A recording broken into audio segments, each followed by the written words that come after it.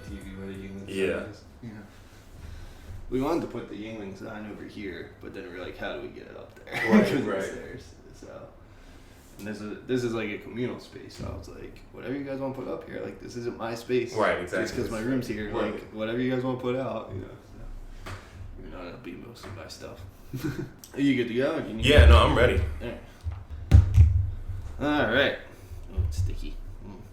All right, we are. Yeah. Oh, yeah.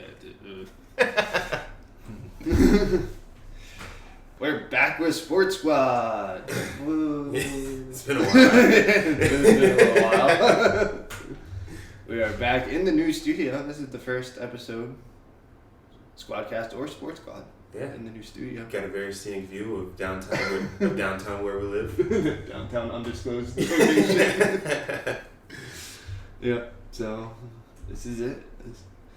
I don't know how the audio actually sounds, but we'll see what happens. We are doing, it is me and Calvin, in case you didn't hear or forgot. Likely forgot. Yeah, probably. That's a good chance people forgot. This is being recorded on New Year's Eve, so 2 days after the NFL season has officially ended. Yes. So we'll start as usual with our grievances, if you have any. I don't know if you stocked any up in this. Oh, yeah. I have a couple I need to get off. Grievances, and then we're going to do an NFL playoff prediction episode. So hopefully this will be out before the playoffs start. Luckily I'm on break from work, so yeah. I got the time. But NFL prediction episode, and from there on out. So at some point I should probably bring up the schedule of who's playing when. But yes, I'm doing that right now, actually. Oh, okay, cool. Do you want to start with grievances, or do you want me to start? Yeah, go ahead and start it up. Yeah. All right, so the major one I have two. One's a little closer to home than the general audience, but the biggest one I have, it just, there are way too many bowl games in college football. Like Miami played, who'd they play? They played Louisiana Tech, yeah. And they were 6-6 going into the bowl game. And Miami was? Yeah. They were like, how do you make it? It's like, there's too many of them, and I think they lowered it to 6 wins, and it used to be like 8 wins. Now it's only It used to 6 be like wins. 7 or 8 wins, yeah. And But now you only just 6. have to have a 500 record. Yeah, 500 record, and you're playing in the middle of nowhere, you know, like this random brand bowl game.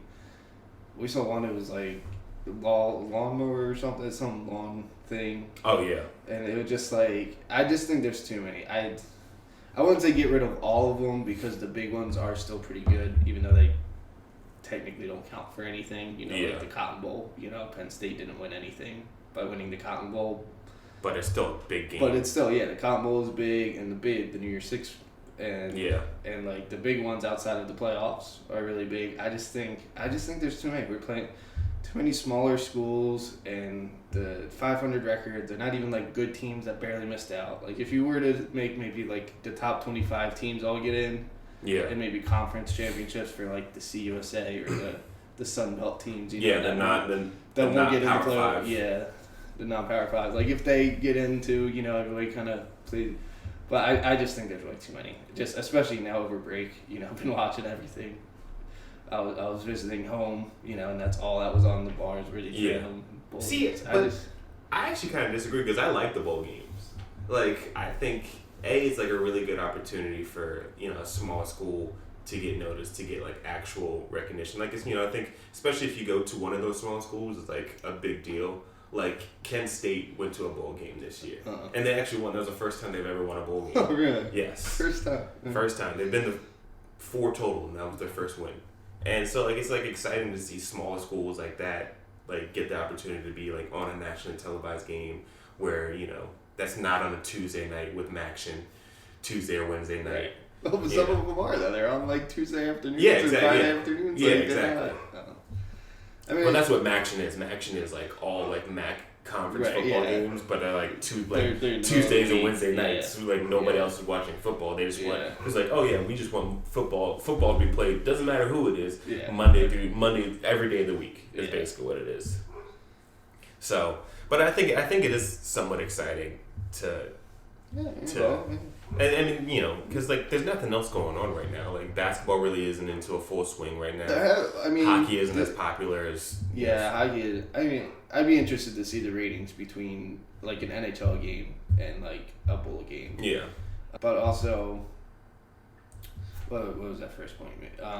No. I mean, this year has been a little crazy for college basketball because the number 1 seed has been beaten 5 or 6 times. 5 times already. Yeah. They're 6 number 1 overall seed. Yeah, but that's obviously an anomaly. You know, it usually doesn't happen until conference play starts. So. But I mean, and the thing with basketball is now, like college basketball, they don't have like that. They don't have that Zion Williamson like they had last year. You know, like they had James Wiseman, but the NCAA screwed that up, which is a little bit of my grievance. Which is, I guess, a natural segue, but if you want to dive in, I do have one more, but if you want to dive right in, the NCAA just continues to mess up their ratings, their potential earning with their ratings because they want to suspend players for small things, like especially the James Wiseman situation in Memphis. So what was that situation? So the situation James Wiseman was his coach Penny Hardaway at Memphis now. Basically helped his family move from one part of Tennessee to another part of Tennessee. Okay. But this was before James Wiseman was even in middle school. This is in 2008. So he was still in elementary school. Okay. Penny Hardaway was not the head coach at Memphis. Mm-hmm. He wasn't outside of being a small donor, he was not associated and going to university. He wasn't associated with the University of Memphis whatsoever. Yeah. But they still decided they were going to suspend him indefinitely because... Indefinitely? Yes. So there was initially the suspension indefinitely, and then they said, oh, if you donate $1,500 or whatever to X, and just donate this amount of money, and you have a 12-game suspension. What sense does that make? Yeah. For a dude that's only going to be there, whose sole purpose at being at the University of Memphis is to play basketball for that one season. Basically, especially college basketball. Like, you can only be there for a year, Like, that's like, so they messed up. That's a big season. Yeah, that's a big draw. So any kind of, televised games that you would want Memphis to have, like the ratings automatically shut down for that. And you lose, the potential earning of having a big time star like James Wiseman going to the NCAA tournament, because Memphis has a good team too. I mean, the rest of the team is loaded with 4 and 5 star recruits because Penny Hardaway's done a really good job. But now you don't have the biggest draw on James Wiseman, so that shuts everything down. Same thing with what NCAA did with Chase Young at Ohio State.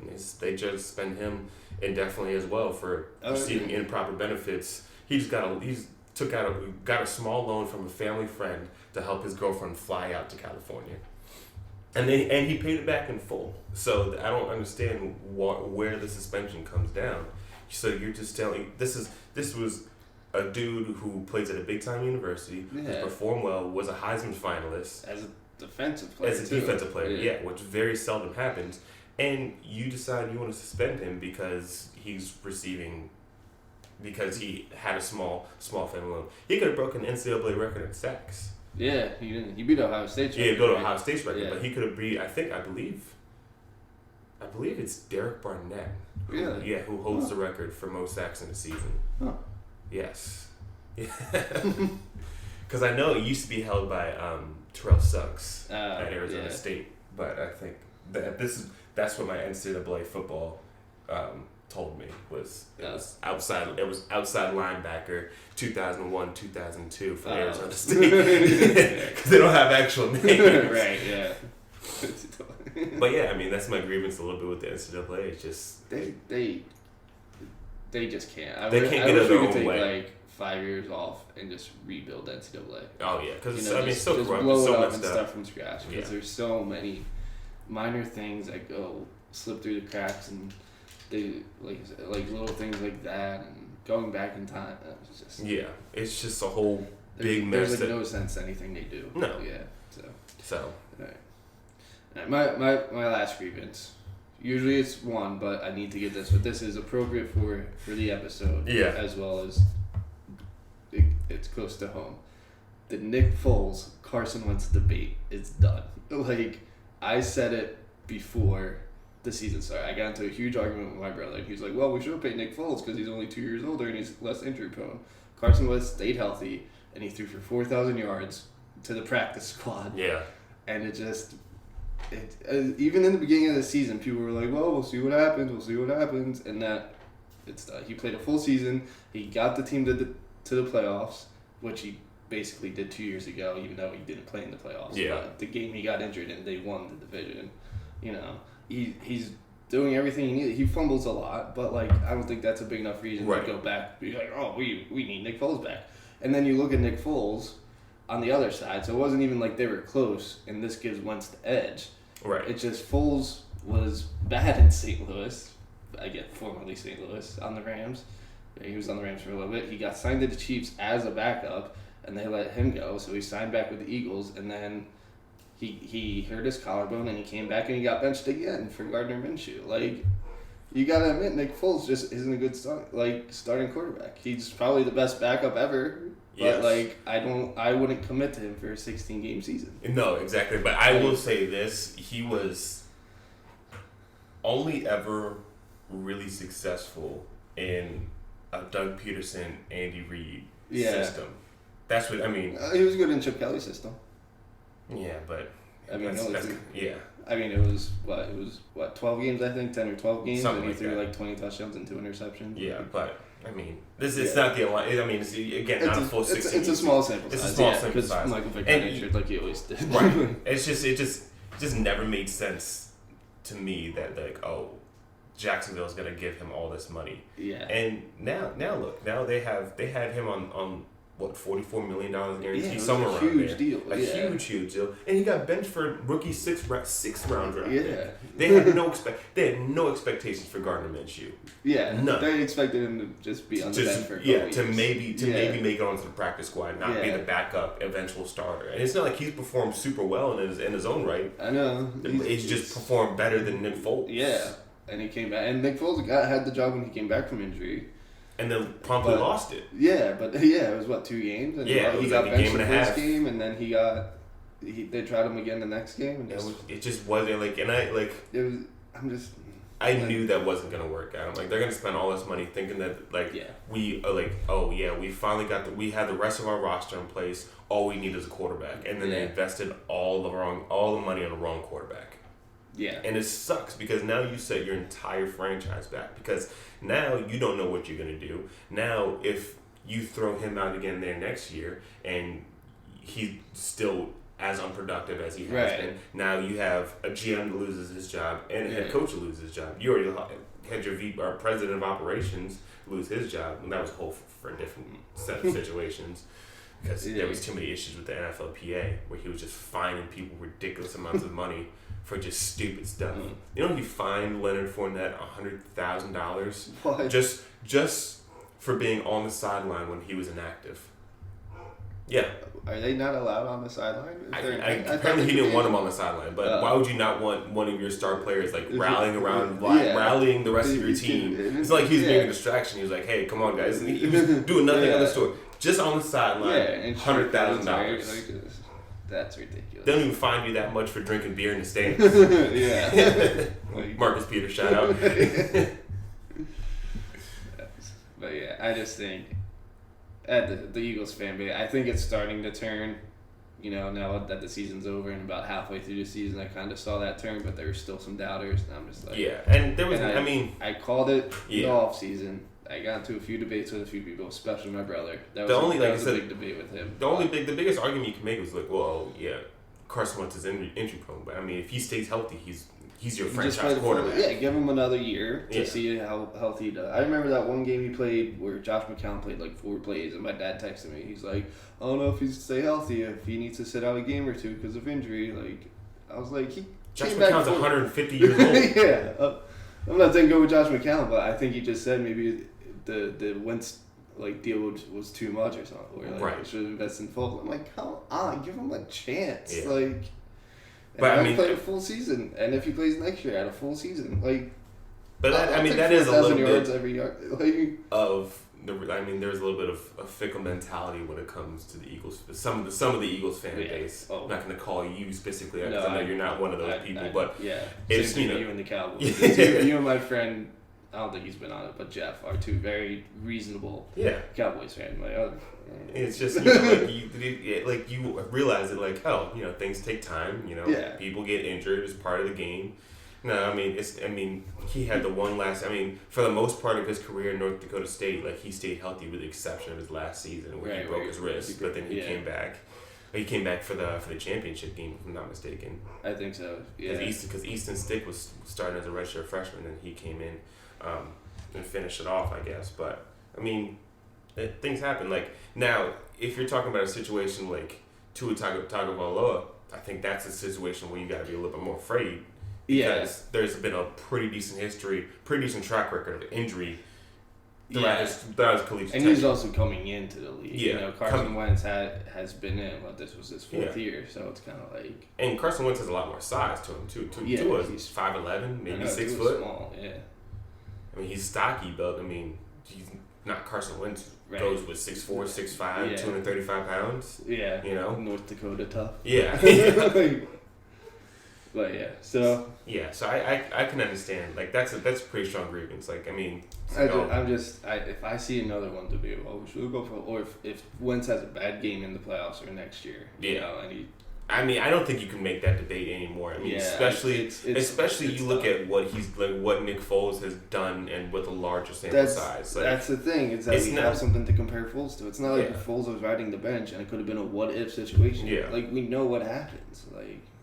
And it's, but I think I will give a lot of credit to Doug Peterson because he's done a really good job of scheming that situation, having no wide receivers, having nobody. He's done a really good job of every week. You got the number one receivers this dude who was a college quarterback. 2 years ago, no less. Right. Not even who was in the AAF last year, this year he was in the AAF earlier this year. So it's it's been really impressive because he's done a really good job of realizing, hey, I don't have any wide receivers for my quarterback to throw to. So what do? We have 2 monster tight ends that we can scheme open, and we have a good running back. And then they didn't even have Ertz on the last game. Yeah, exactly. Goddard's come along as well. He's South Dakota tough. He went to South Dakota State. The blog I follow on Crossing Broad calls him the Wentz to Goddard. Yeah. He calls it the Dakota Pipeline. There you go. It makes sense. It doesn't. But all right, prediction time. First round of the playoffs are in this weekend. Yes. Do you have the schedule up, or do you need I got it right here. Okay. So let's just go with the Saturday, was it 4:00 game? Yeah, so that's gonna be Bills Texans, which I know the Texans are home, but I think the Bills pull that out. Really? I think so. I think Texans got it. Yeah, because the Bills, the Bills beat one team with a winning record this year. Oh really? Yeah. Actually, they lost to the Patriots twice. They lost to the Eagles, and then did they sit their starters because they were the 5 seed on week 4? Yeah, exactly. They sat the starters and they played the Jets. Yeah, they played the Jets twice. Dolphins twice. So, yeah, I think the one. So and I don't think this. And they played the NFC East, so. Yeah, and there was no team with the winning record from the NFC East. Yeah. Because everybody was 8-8 and below. Well, Eagles won at 9-7. Oh, they were 9-7? Yeah. Are you sure? Yeah. They were 9-7. Yeah. Oh yeah, they were 9-7. And then the Eagles beat them. Yeah. They were the one team that beat them, right? Right, exactly. And then weak division. I just think that they look good the few times they played tough against the Eagles. Eagles only won by a touchdown or 10 points. It's still 10. It's still.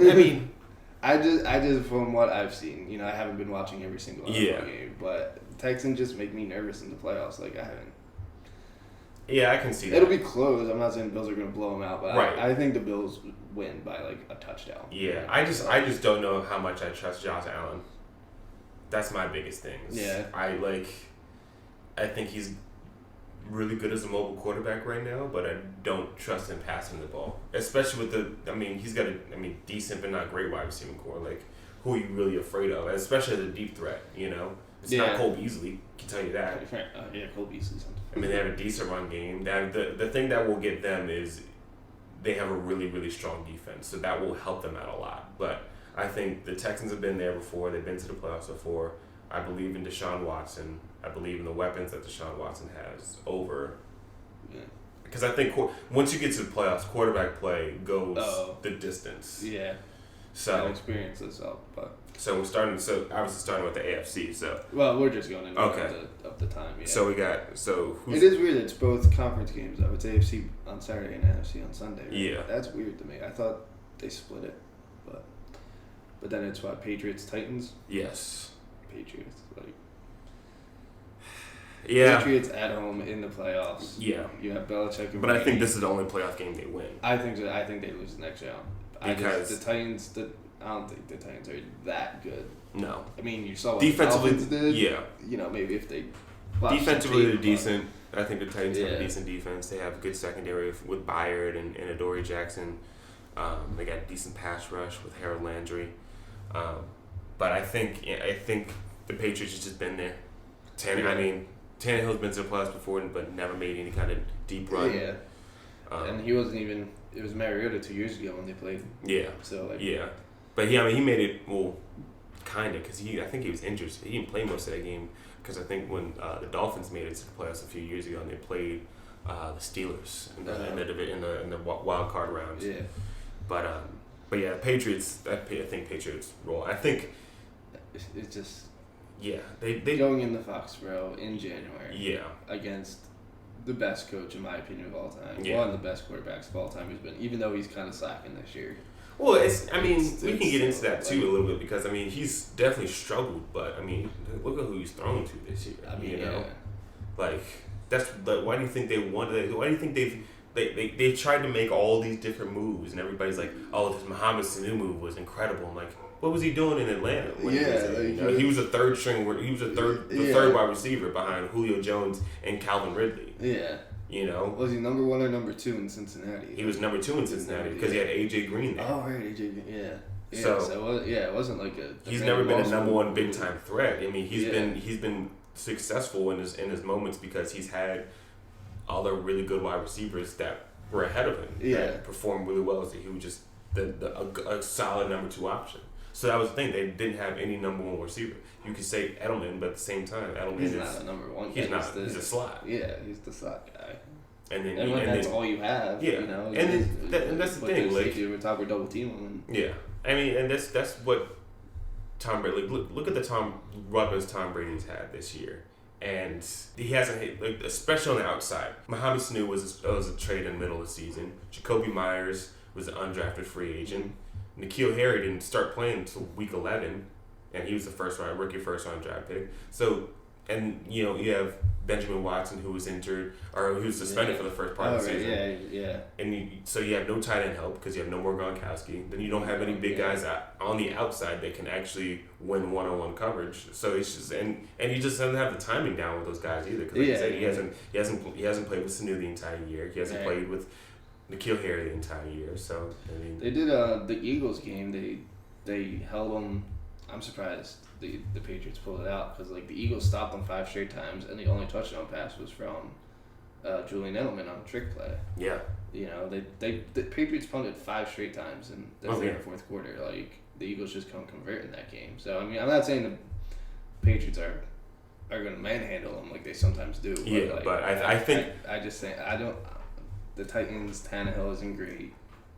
Yeah, they're in Foxborough, which is always tough. You have Belichick coaching. Belichick can coach his way out of anything. Yeah, especially Patriots defense. Yeah, Patriots defense can get them through this game at the very least. Yeah, Stephon Gilmore.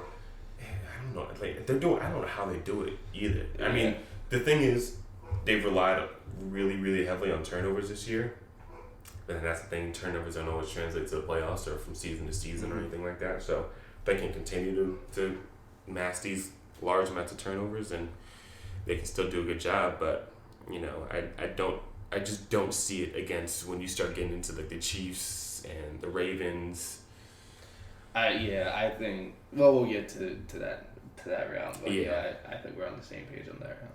All right, so NFC it's Vikings, Saints, again, Saints. Yeah, Saints in Superdome. Yeah, good luck winning a playoff game in the Superdome. Like, they only lost once, I think, or are they undefeated in the playoffs at home? Like something like that. It's something insane. Well, no, because they lost last year against the Rams. Oh, right, that was in the Dome. Yeah. Yeah. So, well, because of the worst call. Yeah, the most blatant disregard for any kind of decent officiating ever. Yeah, but yeah, I mean, Drew Brees is still Drew Brees. You know, even though he was injured this year. He's still going off, you know. Yeah. It's just. And that's impressive. And it's Kirk Cousins, like. Yeah, Kirk Cousins in primetime and playoff games does not show up. He has a history of doing this. He's 0-9 on Monday night games. He's 2-15 or something on Sunday night games. Yeah. I don't know the stats on my head. They showed it the other day. I think 2 weeks ago. And so I was just like, gee, like. And that's a shame because they have so much talent. I know. Like Kirk Cousins isn't bad. Right. He's not. He just like something bad. He just can't get it done. Yeah. But like that's the thing. Like he's good. Like and that the rest of our roster, like they might like you could convince me that they had the best roster in the NFL. And they got a really good pass rush on both sides with Everson Griffin and Danielle Hunter. Xavier Rhodes kind of struggled a lot this year. But decent safety help with Harrison Smith. And then offensive weapons, they rebuilt their offensive line that's performed really well. And then you have a really good run game in Dalvin Cook, and you have two stud wide receivers with Thielen and Stephon Diggs, and so you have really good rosters top to bottom. But I just don't have any faith that the Vikings will beat the Saints. Unless there's another incredible Hail Mary to Stephon Diggs at the last second. You know what I'm saying? Right. Unless they do that again. So I'm just writing down the predictions, so don't forget who's doing what. Because with the buys, who did I say? Patriots over Titans, yeah. And then this is great audio. Saints over Kings. All right, Eagles, Seahawks. So, I'm going to sound biased, obviously. Yes. But I honestly think the Eagles could pull it out. You guys played them close earlier on in the season. We did. We played them real close earlier in the season. In Philly, too. In Philly, yeah. It's outside. Well, Seahawks play outside, but East Coast in Philly in the playoffs where Peterson is really good. He's only lost one playoff game, which was last year. To the Saints because Alshon Jeff just dropped it. Peterson's going to the playoffs. It's Wentz's first playoff game, but I don't think that's going to matter. He played in I know the NFL is different than D2 college, but or 1AA, but he's played big games before. Guy played 3 straight national championships or something. Yeah, and just the way they like you said, the scheming, they just know how to work with what they have. Yeah. If Sanders and Scott go off and they establish that run game and. Even if they don't have Ertz, they have Goddard. And that defense does what they've been doing. Stuff in their run. They let off Barkley for one run. They held Zeke 2 weeks ago. Zeke went off back in week 14 or 15. Yeah. But it was earlier than that, wasn't it? Or week 12 maybe. It was after week 10. I know. That's all I know. But they just seem to have figured something out. Well, the run defense has been really good all season. Yeah. The run defense has always been really good. And Jim Schwartz knows what he's doing, besides the Dolphins game, which was terrible. Yeah.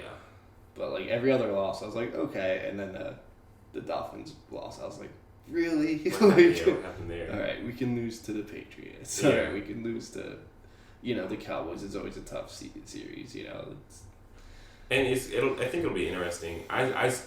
Ultimately, obviously probably a little bit biased as well, but I think Seattle pulls it out. But I think it'll be a closer game than what people are expecting. The Sunday night game, there's always the Sunday night game, 49ers Seahawks. There's always something that the way they schedule it always ends up being I think that first Saturday game always tends to be not good, and then the night games tend to be crazy. Yeah, I think last year's double doink. Yeah, that was the primetime game. Yeah, on the Sunday night. This year, I just think it's going to be a crazy game. I think the Eagles sneak out by like 3 or 4 points. It could be another double doink.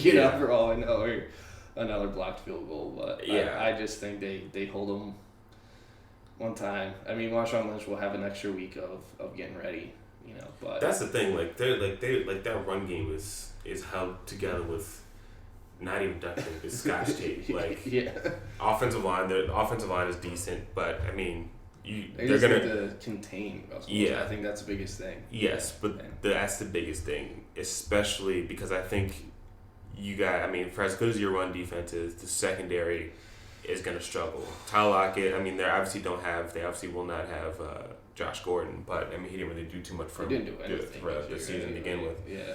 So if you guys can contain or slow down Russell Wilson, I think that'll be the biggest determining factor on how that game goes. And the reverse, like the Eagles, these past few games where they've been on their streak, they've controlled the clock extremely well. Yeah. They finished the game with like 35 or 30. And they've just been able to run the ball and they're playing really good defense. But like I said, the secondary is gonna be interesting to me. If the secondary can hold up against Russell Wilson and the Seahawks, they'll have a really good shot. But if they don't, that could be very interesting. Like I said, I ultimately think Seattle pulls it out just because I think that they are going to be a little bit more healthier.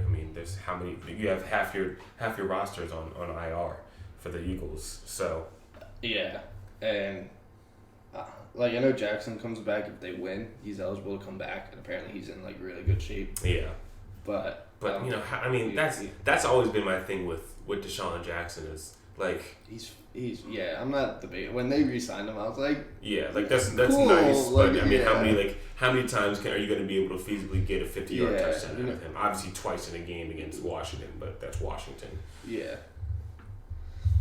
So it'll be. I know you have the Texans and I have the Bills and you have the Seahawks and I have the Eagles, but we both have the Patriots. We both have the Saints. Yeah. So then, if that's the case, on the AFC side, if the Patriots win, and if the Patriots win and the Texans win, then the Texans will play the Ravens and the Chiefs will play the Patriots, and then and then if that's the case for you, then that means the Bills will play the Ravens, and the Patriots will still play the Chiefs. And on the NFC side, for me, it would be the Saints play. Is there a schedule or just the matchups, or will they? So if the Saints win, figure out like the best way to go through. If the Saints win, then the Saints will play. The Saints win, and the Seahawks win. The Seahawks will play the 49ers. Yeah. Well, Seahawks, Eagles play the 49ers. Yeah, exactly. Whoever wins that game will play the 49ers, Yeah. Unless the Vikings win. But alright, so I have the Ravens winning whoever they play, which would be the Bills. Yeah. Right. So they're even in team against teams they're supposed to be close games. They just destroyed. Yeah. They destroyed the Patriots. They destroyed the Bills. They won on a walk-off field goal against the Niners. Yeah. Which was a game I was But they destroyed the Rams. They manhandled the Rams. The Rams, they finished 9-7. They're the only winning team not in the playoffs this year. So they're not as bad as I think people make it out to be. It's just it's disappointing. They were in the Super Bowl last year. Yeah. And they kept all the same players. Yeah. I tell you, the Rams are going to struggle. The Rams are going to be because they don't like to draft. They haven't had a first-round draft pick in 3 years, and they're not going to have another one. Trade them away. Yeah, they're going to trade them away. Yeah. Traded away for Dante Fowler. They traded away for Brandon Cooks. They traded away for who else did they get? They just traded 2 away for Jalen Ramsey, but that's the thing, they have no depth, none. It's just all starting players, and then if anybody goes down, especially on the offensive line, they're screwed. Yeah, I think the same thing. I just think the Rams are just not They're not building a team because they're building a team. Like, we don't need to do anything now. Right. And it's like, well, you kind of do because that's like Eagles got rid of so many people after they won the Super Bowl. They created a team, they signed new people, and they did that. Like that's what the NFL is. You have to constantly adapt. That and I think they paid a lot of money to Goff, and I don't know how good he is. Because you could probably make a really sound argument that he's the worst of the 3 quarterbacks in that draft class between Dak, Carson, and Jared Goff. Dak, yeah. Oh, yeah. Between those 3. I mean, obviously, you have people like Paxton Lynch who are in that draft who's like not in the league, basically. Yeah, he's not in the league anymore, is he? I think he might play for Seattle. Oh, is he? Yeah. Actually, I could be wrong about that. I don't know. Yeah. I knew there were other quarterbacks, but no of them. Yeah. I think it's Wentz. I think Wentz is the best quarterback out of those 3. Obviously, I'm a little biased, but I just think he produces more than Dak, and Dak has a good team around him. Yeah. And then Dak is better than Goff, I think. I would trust. If I had to choose, I would choose Dak over. Yeah. I mean, because I don't think Goff can get Goff just doesn't look. And he can't win you a game. Like that's the thing. Like I don't think if there's like 2 minutes left to go and I got a timeout left. There's a minute and a half left and I got a timeout left and I need a field goal. I don't trust that Jared Goff is going to get me that. I trust that Sean McVay will get me that, but I don't necessarily trust that Jared Goff will get me that. Yeah, and I just think. Sorry, I was just writing down the predictions. So where were we at here? Next round. Next round. Shit on the Rams for a little bit. So next round. So sticking with the AFC, if you have the Patriots. So we're in divisional. Yeah. So you have the Patriots playing. I think either way. I think Patriots playing the Chiefs. I think the Chiefs win again. I think the Chiefs, especially at home. It's hard for them to lose the Arrowhead. Yeah, it's hard for them to lose. They're both good coaches. Andy Reid isn't the best in the playoffs. You know, he has his clock issues. But I just think they already beat them once. They'll obviously adapt, you know. Belichick and Brady will figure out what they did wrong. But I just think they're playing an Arrowhead. They have Mahomes at quarterback, you know. Yeah. They want revenge from last year when Mahomes didn't even get the ball in overtime, and the Patriots went to the Super Bowl. And the secondary, so I mean, there is one thing to watch with the Kansas City Chiefs. They did lose their starting safeties. The rookie Juan Thornhill, he tore his ACL, so that's going to be interesting to watch. But I think that they're still they can at least slow down the Patriots offense. Yeah, which is already slowed. It's already a good amount. Yeah, it's just Chiefs over the Patriots. That's why it is. So that's why I think then the Ravens, whoever they play. It doesn't matter if the Bills or Texans. I have them the Bills, but they just. It doesn't matter. I mean, they've blown out both those teams already this year. Well, the Bills did play them a little bit closer because the Bills do have a better defense. But they still pulled it out. I get once in the playoffs anything can happen. It is Lamar's, only his second year. He didn't have a good game last year in the playoffs. And he didn't have a good first 3 quarters, but his fourth quarter he actually played really well. But I thought he had -2 passing yards at halftime. Yeah, exactly. He's a lot more comfortable. They know they have the entire season to build that system. Yeah, that was a big thing. Package. That was a big thing. Like they completely shifted. That a lot of people didn't realize. Everybody's like, oh well, like this is just a gimmicky offense and everything like that. Well, yeah, I mean they had to pull together an offense that was completely opposite of what they were running for a decade with Joe Flacco. It's complete. It's not even the same. There's never been two completely different quarterbacks in the history of football. Yeah, that's like there has been with Joe Flacco and Lamar Jackson. It's night and day. Yeah, literally. And you can't judge it off of last year. It's just what they're doing. I mean, even with their backups, they could start RG3 and they still look good. Like against the Steelers, they won't throw the ball as much, but but I'm not saying that RG3 would win a playoff game, but they're just that good. They're like maybe they could pull it out with RG3. Like Lamar's having. I saw a stat earlier. He only played technically 10 full games because he was sitting in the fourth quarter for 5 of those games. And he still threw 30 touchdowns. 36. He led the NFL in touchdowns. 36. Yeah, I knew it was over 30. I didn't mean to say exactly 30. 36 touchdowns, and you have the run game too. I'm back in my mind. Hopefully, maybe the Ravens fans will be listening to this. I think maybe in like 2 or 3 years that offense gets figured out because that's the way the NFL works. But this season, I haven't seen the 49ers are the closest game that I saw. They took and that was because it was in a monsoon, basically. It was. I was at that game. Like, it was terrible. 49ers must hate coming over here because when they played Washington here in DC, it was raining even harder. Yeah. And then when they played here in Baltimore, it was raining just it was like raining. It cleared up the second half because I do remember being in the stands in the first half, just like none of us are moving. Yeah. It was like when I went to the Patriots game 2 years ago. But this year, it was raining. It cleared up in the second half, but it was still like... Yeah. But I mean, they still said because, you'd think like running the ball more in the rain would benefit the Ravens, and the 49ers still stopped them. Right. And the 49ers defense is really good. They can get... I mean, that's the thing. Like, they can get to the quarterback with 4 players because they have a really good defensive front 4. Yeah. And the secondary helps up at the back end, too, with Richard Sherman. I just think... like I said, I don't see any defense... figuring that out this year. And the thing is, I think... Even with the extra week, if they make the Super Bowl, and even with the bye week, Yeah. I think it'll be very interesting because I don't know how long Lamar can sustain. That's that. I don't say this a lot, and luckily you're not a Ravens fan who'll go off on me. Yeah.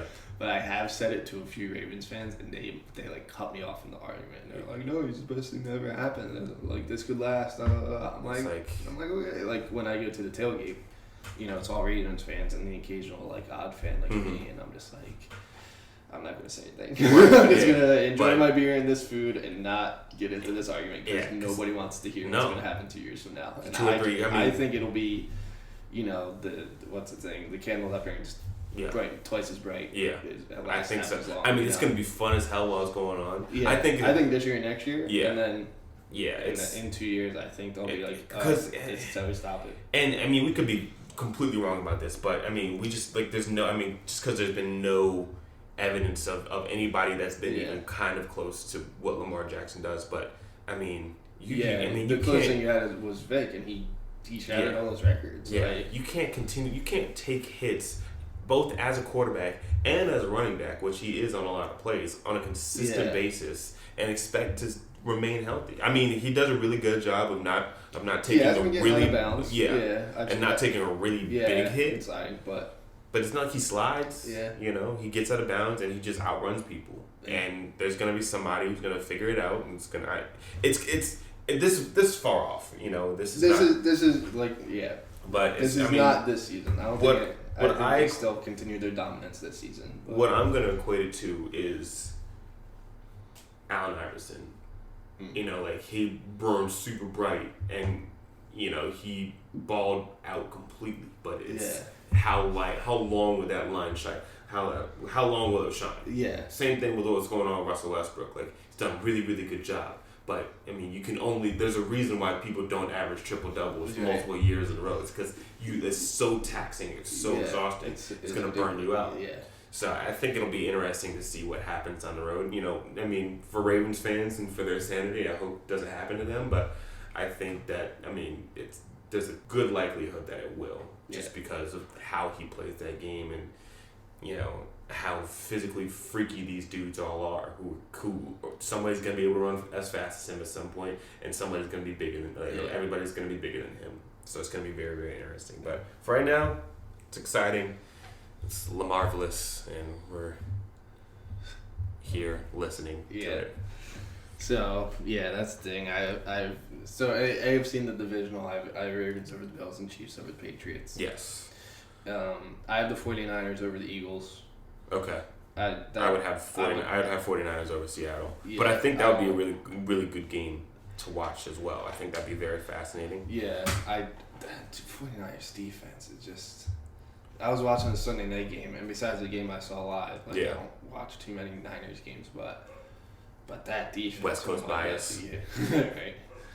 But I was watching. I was literally, this was one of the first Sunday night games I watched like all the way through. Yeah. Even that goal, that last play, the guy tackled him at the 5-yard line and just got him down. Like that's little things like that, and you have Bosa and other guy. I can't remember all of them, but the defensive front. Like, good luck getting through that. Yeah, because they have Bosa, they have Eric Armstead, they have DeForest Buckner.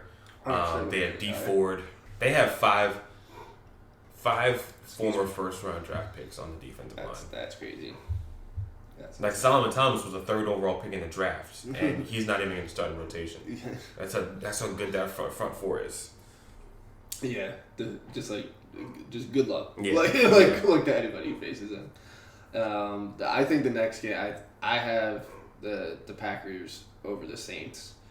I think you have the Saints too, right? Neither of us took the Vikings.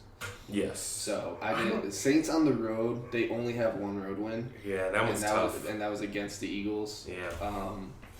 Outside of and the Packers at Lambeau.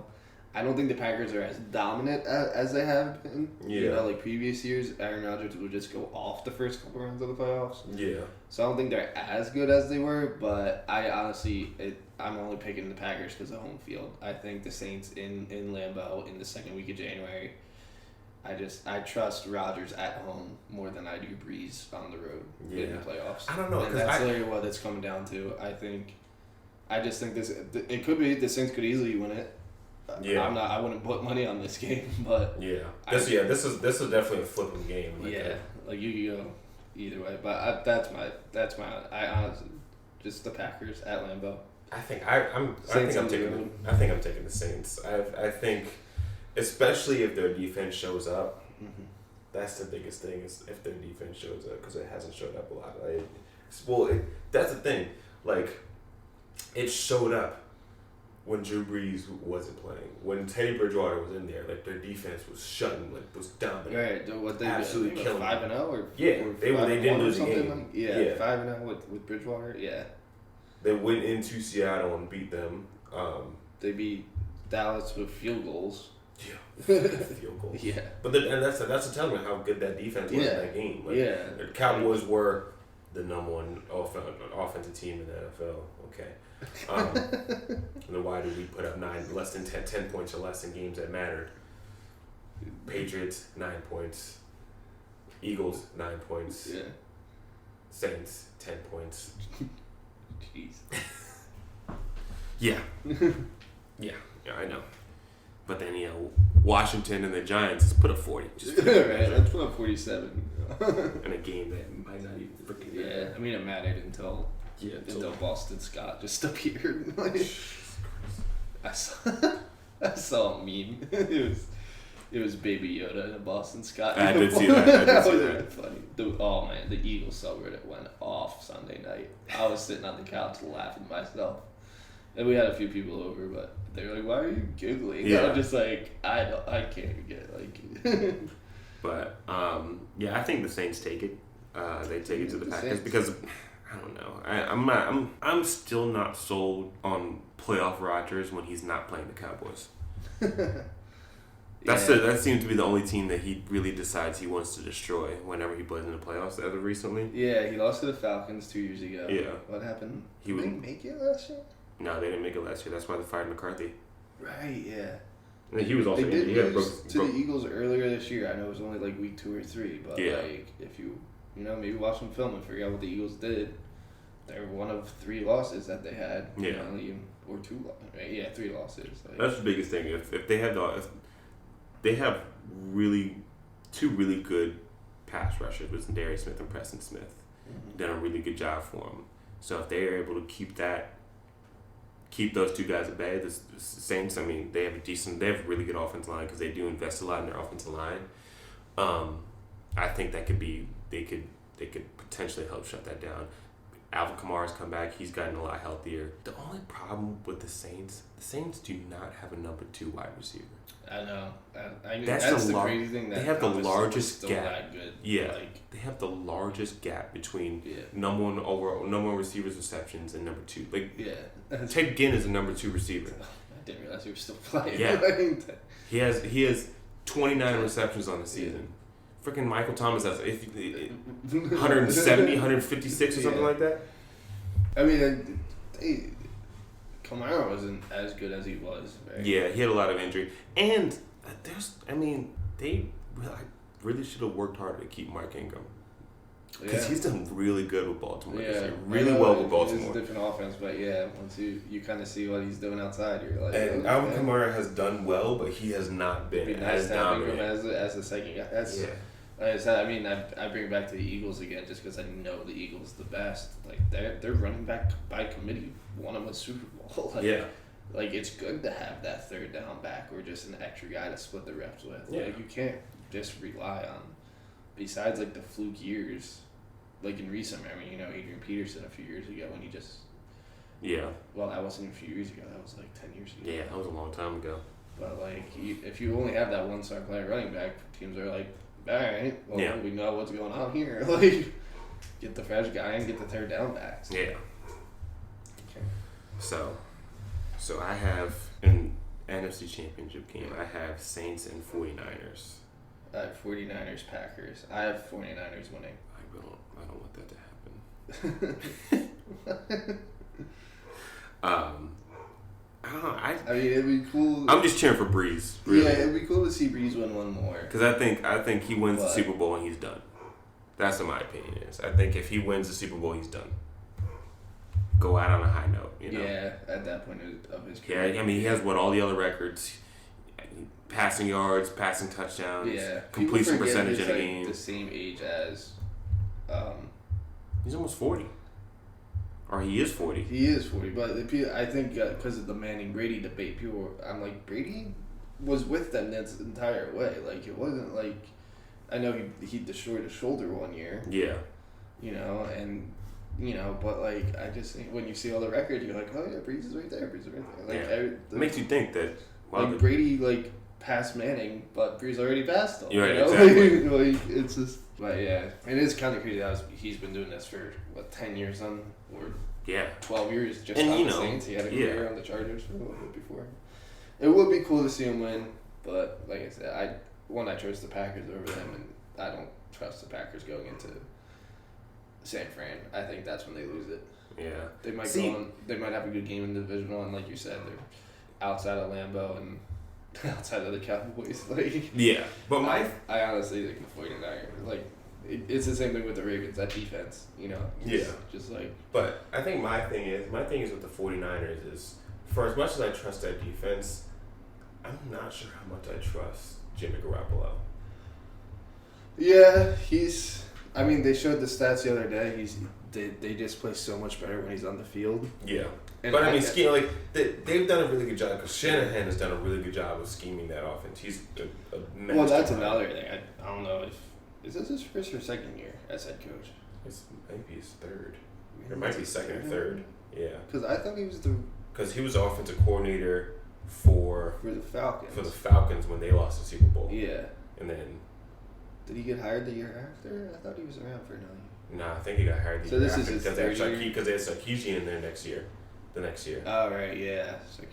Yeah, so, I mean, it's his third year, but, when you have... He's a young coach for NFL head coach. He's not Sean McVay. Yeah, but if you're Washington, you got to be sick. Because you had Shanahan and McVay on your coaching staff at different points in time. Yeah. And you kept Gruden.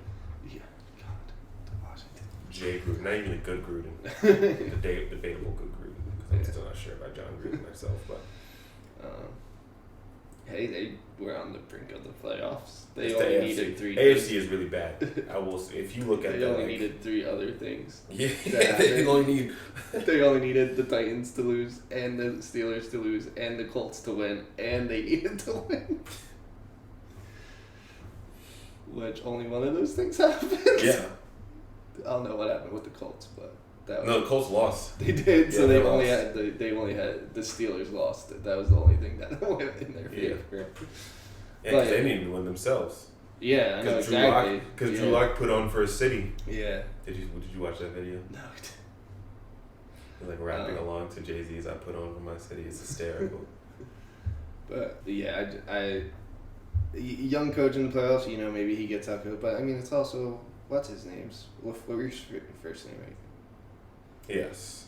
That's why I think. Coach. I mean, you have Rodgers, and it might be like a LeBron situation where he's the coach, quote unquote. But that's I don't think that really flies in the NFL as it does the NBA. So, I mean, even maybe he what's gets his face? Playoff nerves. Yeah.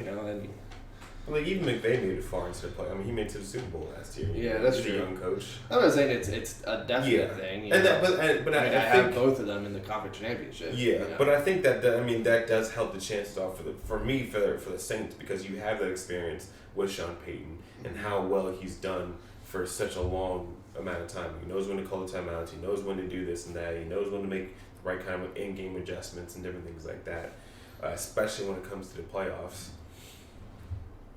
And they got Taysom Mania over there. I like the Saints. I like the Saints making it to the Super Bowl this year. I think defensively they're going to come together. They got a decent enough pass rush with Cameron Jordan. They got a decent line. Demario Davis has played very, very well this year. Marshawn Lattimore's come back on this season as well. They got Janoris Jenkins after he got waived by the Giants. So I think I have a lot of faith in what the Saints can do, and I think I have a lot of faith in specifically what Drew Brees can do, because he's been there, done this before. I'm not saying that Rodgers hasn't, but I'm it's good. Rodgers has more, done it too, but he hasn't done it. I mean, when's the last time he made it? Like, Rodgers made a really deep playoff run. What was it? It was 2 years ago he made the conference championship? Yeah. So 2 years ago. Okay. But then he missed last year. Right. And then I feel like he does win the first round a lot. And then he needs to go on the road, or something about that. The conference championship, he usually wins, or even divisional. That year against the Cowboys, it was wild card weekend, right? Yeah. He beat the Cowboys, and then divisional, the Falcons shut him down. So no, that was the divisional. What?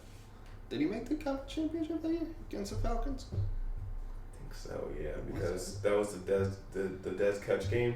Was that the no? That was further back when. Yeah, the Dez catch game was like 2012, 2013. I'm talking about when the Falcons went to the Super Bowl. I think that was the divisional game, because the Cowboys had a 13-3 record that year, because that was the first year Dak came in. That was Dak's first year. It was Dak's They made the cut, so they had a first round bye.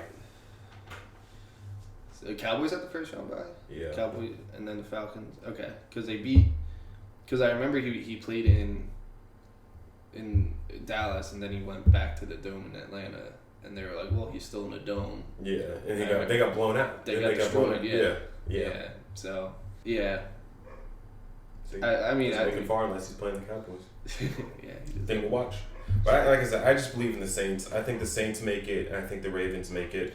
I have the Ravens and the Niners again in the Super Bowl. The rematch of a few 2012, weeks ago. Oh yeah, and 2012. Yeah, I meant like 3 weeks ago.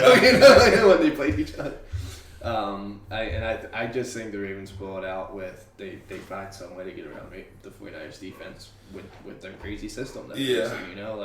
I will also be intrigued to see what Baltimore does, like what Lamar Jackson does in the playoffs again this time, because I think things slowed down a little bit more for the rest of the teams defensively. So I think it'll be interesting to see what happens. And because it's still his second year in the league, so we'll see. I mean, he played in the playoffs last year, albeit not well, but he played. So I think it'll be interesting. But I still ultimately think it's going to be, for me, I think it's going to be New Orleans and Baltimore. And who you got over at? I'm riding all the way down to New Orleans for the Super Bowl, to win the Super Bowl. I think Drew Brees wins it, and he rides off into the sunset. That'd be a great story. I would love to see that happen. I think it's part of my conspiracy. I don't think it won't happen. Yeah. Obviously a Super Bowl, it's a tight. Whoever plays, it's always a tight game, but or a tight pick. Sometimes it's not a tight game, but I think I think the Ravens win over the Niners. The 49ers. So we both have the Ravens in, but you have the Saints beating the Ravens. I have the Ravens beating the Niners. Yeah. I mean, what the Ravens are doing, it's just so hard to go against them. Yeah. And I know I'm defensively, but that's the thing about the Ravens. Like, everybody talks about, like, offensively, like, they've done a really good job with Lamar and everything like that. But defensively, like, I mean, the one thing that you have to watch is they're gonna blitz a lot because they don't have a lot of pass rushers, so they're gonna try and manufacture pressure so they can get burned on that. But at the same time, like, they have a really good secondary in the back end. I mean, they have Marcus Peters, who's played really well this year. When your fourth best cornerback is Brandon Carr, I think you're in a good system. Like, you have Earl Thomas, who's been there deep into the playoffs before. You have, like I said, Marcus Peters, who's been there deep into the playoffs before. He made it to the Super Bowl last year with the Rams. Jimmy Smith's a good cornerback. Marlon Humphrey's come along really far this year. So I think you have a really good secondary. So they can manufacture the pressure and they can blitz a lot because they have that kind of a secondary. Yeah, they can pressure anyone. I don't think it'll be Rams blowout game. No, like in the Super Bowl, especially against the Niners and even against the Saints. Yeah, you know, if they play, if you're making it to the Super Bowl, it's not gonna be what was the Rams game, like 49-7 or 6 or something like that. That's not gonna happen. That was another game. Yeah, and that was in LA too. Yeah, but I just think I don't know. I think they sneak it out. I think Lamar just becomes a video game on like a play and it seals it for them, or they get around this one. It might get to his head, being a second year. He's only, 21, 22 years old. Yeah, he's younger than Joe Burrow. Right, yeah. No, he's not 21. Yeah, he's 21. He's 22, I think. Is he only 22? Mm-hmm. I thought Burrow was 24 or 25. No, I think Burrow's only 23. Yeah, because he's a grad transfer. So yeah, exactly. He was older than people. But that was weird because he was a grad transfer, but he had 2 years of eligibility at LSU. Because this is his second year at LSU. Really? I thought he was on Ohio State last year. No. Jimmy was telling me that. Yeah, because he was a backup behind J.T. Barrett, and then he was going into the camp, and they gave the job to Haskins, and then Haskins started, and he transferred to LSU, and he played with LSU last year, and then can you redshirt as a grad transfer? Is that how it? I don't think so. He might have had another year of eligibility left, and he just he got an immediate transfer before. Yeah, he didn't wait till he was done. Yeah. But yeah, so this is his second year at LSU. It's just he didn't have that great of a year last year. Yeah, because they didn't have Joe Brady, the 29-year-old whiz kid that they stole from the Saints. He's this offensive genius. He's supposed to be they're talking Wink Martindale, the defensive coordinator, who's gonna get interviewed for people for head coaching jobs. Yeah, he's talking about Pat going along with this kid from LSU, and it's gonna be a huge draw, a huge sell. Yeah. So I think this is a little bit of a rant. Now we got our predictions done. But there's a lot of big interviews out there. Mm-hmm.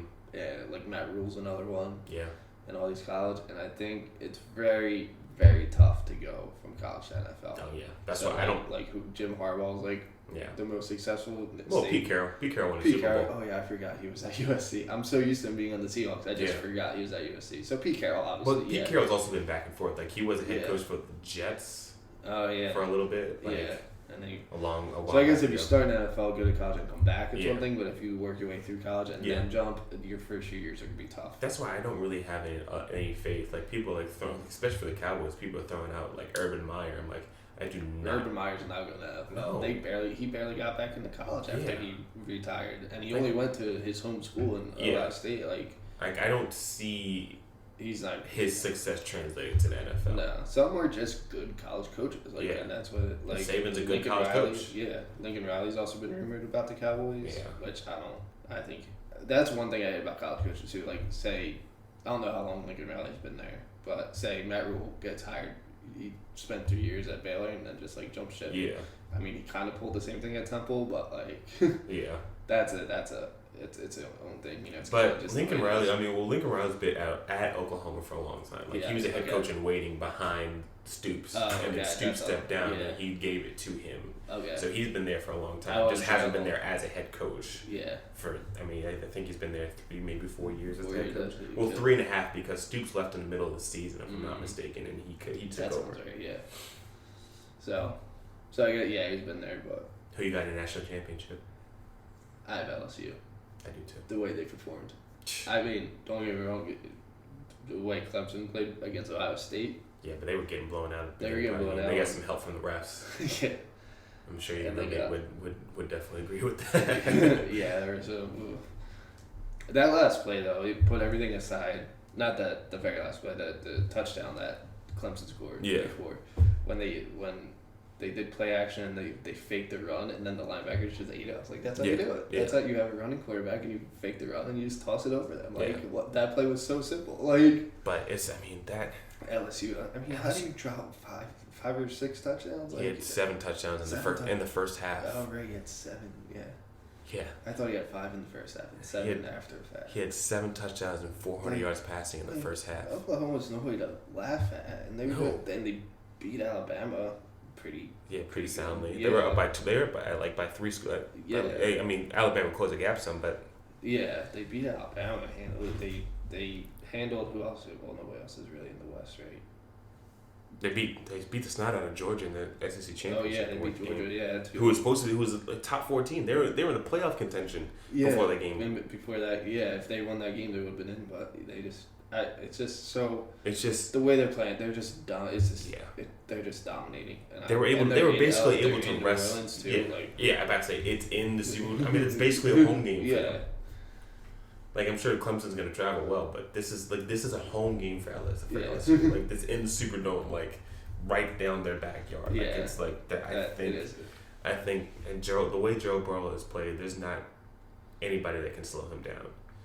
And there haven't been any questions. Like, you haven't been like with LSU, you haven't been like, ooh, like I don't know if they're gonna pull that one out against like a bad team. You know, like he hasn't had a bad game. Like they as a team haven't had a bad game. Yeah. Like Clemson. Clemson almost lost to North Carolina. Yeah. North Carolina gets a 2-point conversion, they win that game. Right. Yeah. And it's game over.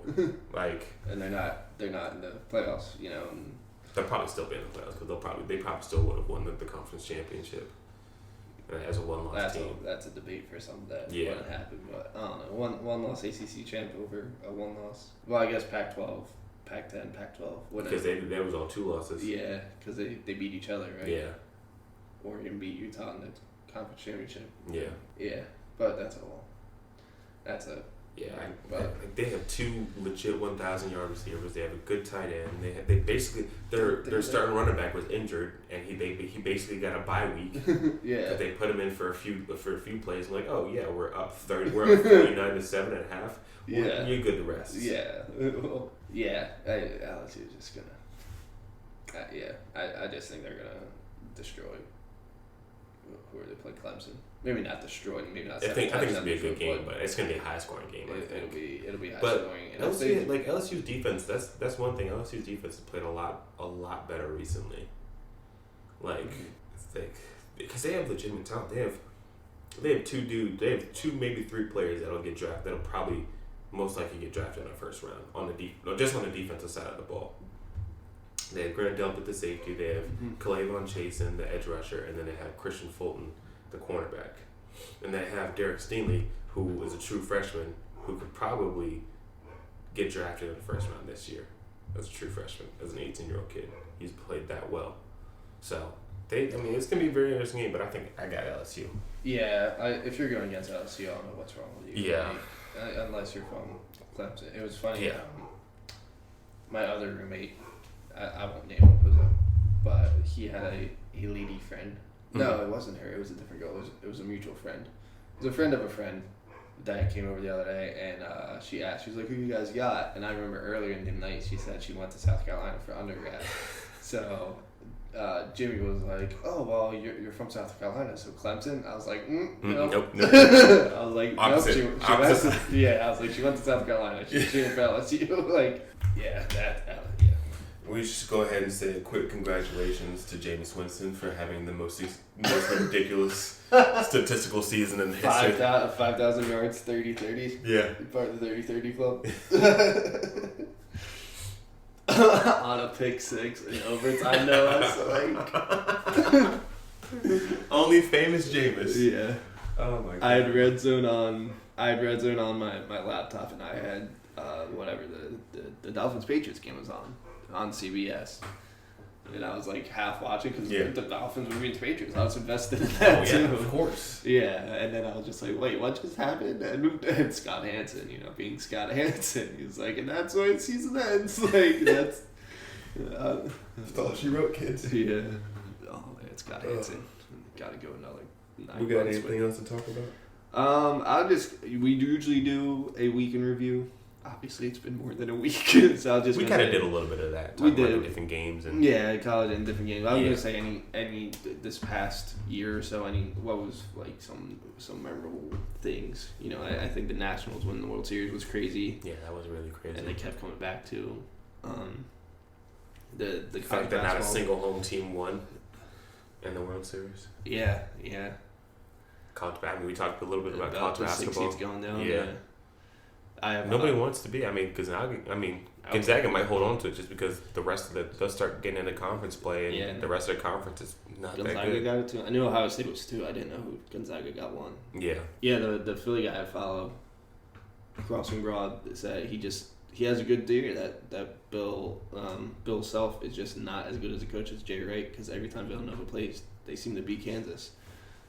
They beat them 2 years ago in the Final Four, and Kansas is really falling back, actually. Yeah, but just, I feel like all those blue blood programs are kind of falling back a little bit. Like North Carolina's not even ranked right now. That's insane. Kentucky lost to freaking Evansville. Right. Yeah. Duke lost to Stephen F. Austin. Hey man, they're a tournament team. Don't hate on Stephen F. Austin. But I think it's an odd little bit of a shift that you're kind of seeing a little bit now, because obviously if you have one and done players, you're gonna those are really good players and they're really successful. Yeah. But I mean, now you have some of the top recruits that aren't even playing.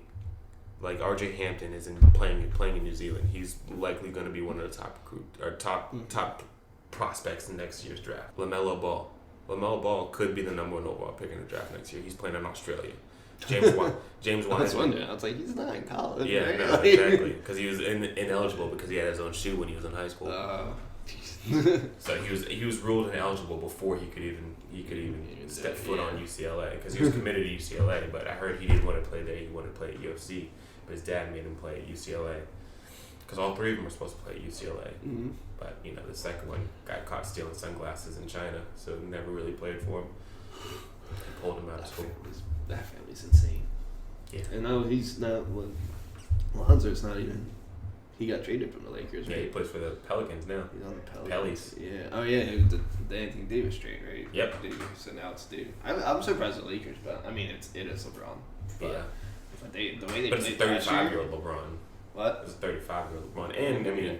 And last year they didn't make the playoffs last year, right? Yeah, no, and that was his first year on the Lakers. Yeah. And he also this year missed, they're dominating. Yeah, he also missed 22 games. That was the longest longest he's been out for a stretch in any point in his career. And that was a pretty serious injury for him. That groin injury. And he's been in and out this year too, right? He's missed a couple games here and all. Yeah, here and there, but it's not. I mean, it's not anything super. Yeah. But I mean, the NBA's ratings have actually been down this year. Yeah. Because they put all these big time, what they thought was supposed to be big time teams in a lot of prime time slots. Yeah. You have the Pelicans playing a lot of prime time games. Mm-hmm. Everybody thought they were gonna have Zion Williamson playing most of the games. Yeah, he would have been a big enough draw to get people to watch that game, but he hasn't. He hasn't been playing. Hasn't played at all. Is he injured? Yeah, he had a torn meniscus. The number 1. Yeah. So I mean, so that's the case, and you gave the Warriors a bunch of primetime games. No Stephen Curry, no Klay Thompson. Yeah. Draymond Green being in and out. No Kevin Durant. Terrible this year, right? They had 7 wins or something. Yeah. They're in the running for the number 1 overall pick in the draft. And they could get it. Can you imagine? You get Steph Curry back healthy, you get Klay Thompson back healthy, and you get the number 1 overall pick in the draft. Yeah. It's only rich get richer, but they're also looking to try and get Karl Anthony Towns too, which is funny. Oh, when Durant does that one and done deals. Yeah. He signed a 2-year deal with an option, and Yeah, exactly. Same thing with LeBron though, isn't it? Yeah, and with that, I mean that's the thing. They given all these teams. They gave the Knicks, or not the Knicks, but the Nets. I mean, a bunch of primetime games. No Kevin Durant. Kyrie's been injured for a little bit now. So I mean, ratings are gonna go down because nobody wants to watch the backups. Yeah. They want to watch the stars. Yeah. And it's tough when you have the biggest name player in the NBA playing on the West Coast now. Yeah. And nobody wants the game start at 10:30. Who's gonna nobody on the East Coast is gonna stay up to watch a game that starts at 10:30.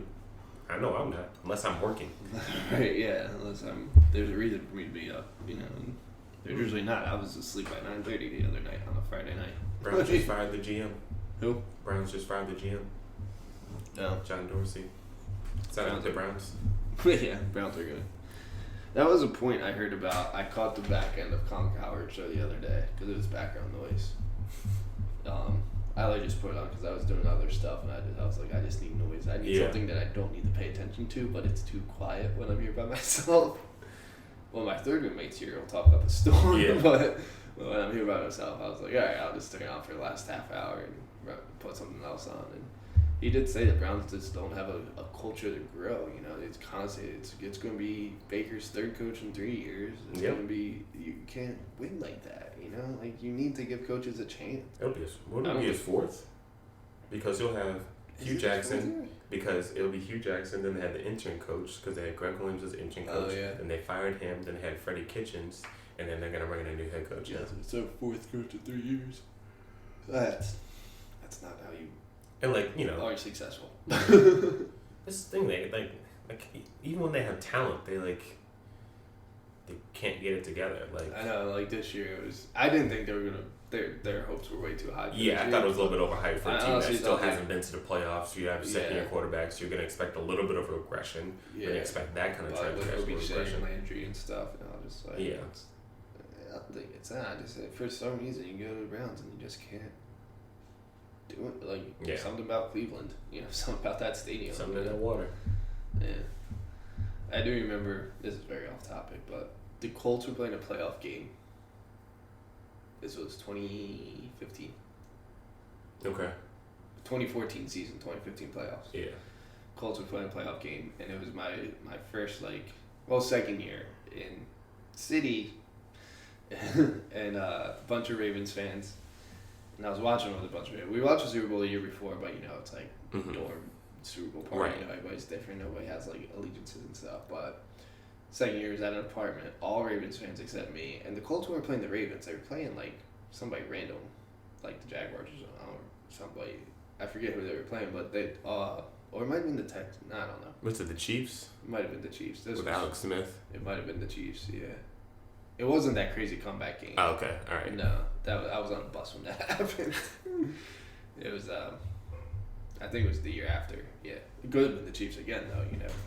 I just remember they weren't playing the Ravens, and all my Ravens fans were cheering against Andrew Luck and against the Colts, and I'm like, why is this, why is so much hate? And then I was like, oh, yeah. That little chestnut. Yeah.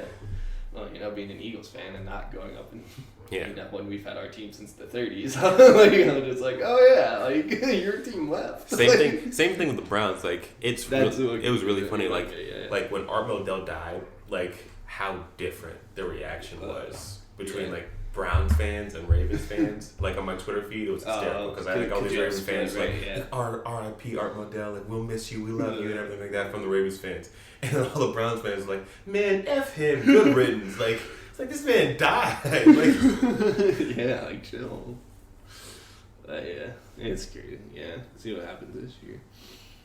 I think it'll be interesting. I think the playoffs will be very fascinating. Playoffs they're always a good time, especially the past few years. We had the injury to Wentz 2 years ago, and the number one seed as underdogs, and then last year we had the crazy games. We had the double doink, and we had the really low scoring Super Bowl, and that was the terrible passing interference call, and all that stuff. Yeah. So. I think the past few years have been really good. There's always one or two games that's all right, this is gonna go one way. It's just a shame that the last Super Bowl was really dreadfully boring. Yeah, because last year, 2 years ago was really good. Obviously, the Patriots Falcons Super Bowl isn't as good as people think it is because it was two halves. It was Falcons won at Patriots. It wasn't back and forth. No. They're just the Falcons just stopped playing. Yeah, they just didn't figure out. They just they didn't make we completely forgot that we had Devontae Freeman who's been running all over you guys the entire game. Let's not use him at all in the second half. Let's see how this is. It's a bold strategy, guy. And then Super Bowl 50 was, I mean, Manning's like last stand, but that was a low scoring game too. Yeah, because he was so bad. The only Super Bowl without a touchdown pass or something. It might have been because they were just so bad. The final score was couldn't throw the ball down the field. It was all defense. That game was all defense. Didn't Von Miller win MVP in that game? Yeah, Von Miller won. And I'm just trying to think of the recent ones about because earlier I don't remember watching the games, but Patriots winning again when Marshawn didn't run, and then the year before when the Seahawks just destroyed the Broncos. That one, like you could see that one, like the opening snap, because then the opening snap go to safety. Yeah, you're like, all right. Well, this is how that's the tone of the game early. This is how it's gonna be. So the defensive guy won that MVP too, right? Yeah, that was Malcolm Smith. Yeah, that's because he ended up signing with the Cowboys the last 2 weeks of the season. He wore number 43. Yeah. Played against the Eagles. Yeah, I think you won. That sounds right. But yeah, and then before that was that's getting too. It was back to back. Well, yeah, was it back to back? No. Defensive MVPs. Oh no, because it was. I think Brady won. Where Edelman won. Edelman just won the most recent one. He won last year. Yeah. And then Foles the year before. Mm-hmm. Brady the year before, I would assume. Because that was the comeback. Yeah. I don't know who else he gave it. It should have been the running back. Dion Lewis or James White or whoever short running back that they had back there, who wore some number in the 20s. That might be the new way to go. You always had the small white guy in the slot. You might need a 5'7" running back nowadays. You got Darren Sproles retiring. You got Boston Scott coming through. You got them both from the Saints too. Yeah. Because he was drafted by the Saints. Boston Scott was. Oh, was he? Yeah. Louisiana Tech. He was a walk-on Louisiana Tech. Yeah. They kept saying that every single down. Everybody likes an underdog. Yeah. Oh, I can't believe it's undrafted. Okay, cool. We got it. Tony Romo had a whole successful NFL career as an undrafted free agent quarterback. Same college as Jimmy G, right? Eastern Illinois. Yeah, Eastern Illinois. Yeah. Jimmy G beat out Terrence West for the Walter Payton. Yeah. Which is funny because there's two different Walter Payton awards. I was gonna say there's an actual the NFL Walter Payton award, right? And then the college football MVP Walter Payton Heisman. The 1AA, right? Yeah. Is the Heisman, and then the Heisman's Division I. Yeah. Well, I think that's everything. Unless you have anything else. No, I think that's it. Longer than expected, but all right, it's been me and Kelvin. We're back. Let's see how consistent we can do this. 2020 is our year, guys. Yeah. But we are back. NFL predictions. I guess you can like or comment and argue with us because. Who's ever all 6 of you? This will definitely be up before Saturday's game, so I have to make sure of that, especially now that I have the time to do that this week. So, being me and Kelvin, and we'll see you guys next time. Yes, sir. Probably, maybe.